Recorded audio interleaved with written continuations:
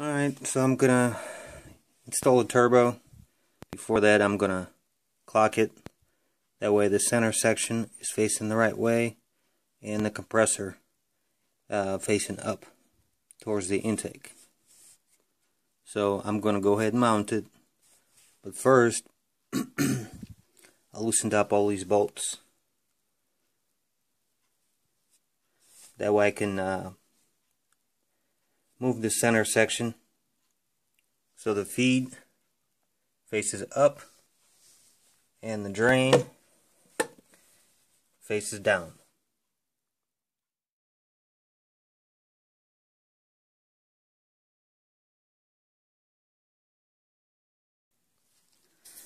Okay, so I mounted the turbo. Now all these bolts are loose.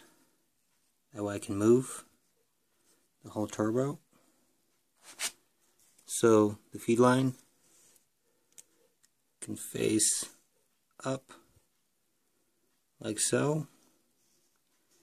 Should be good enough. And the drain can face down because it's going to have to drain oil from here all the way to here.